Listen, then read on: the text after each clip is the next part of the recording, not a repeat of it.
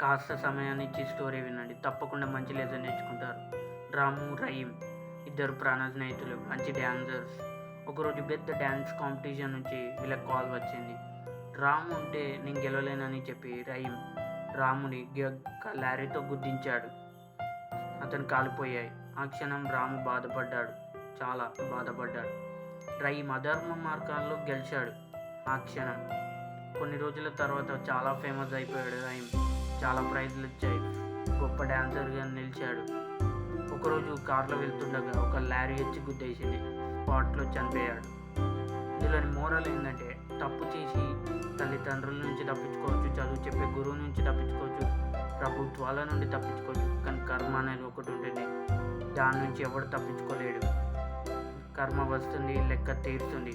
నువ్వు ఎంత పెద్ద టోపైనా కావచ్చు, నీ వెనక ఎంత బ్యాక్గ్రౌండ్ అయినా ఉండొచ్చు, కానీ కర్మ ఒకసారి ఎంటర్ అయినాక అవేవి పనికిరావు. ఓకే, ఈ క్షణం నువ్వు గెలవచ్చు, మోసం చేసి మంచిగా బ్రతకచ్చు, కానీ ఏదో ఒక రోజు అందరి చేతిలో నువ్వు మోసపోతావు, ఓడిపోతావు, చివరికి శ్మశానంలో మిగిలిపోతావు. ఇలాంటి ఇంట్రెస్టింగ్ స్టోరీస్ కోసం వెంటనే నా ఛానల్ సబ్స్క్రైబ్ చేసుకోండి ఫ్రెండ్స్.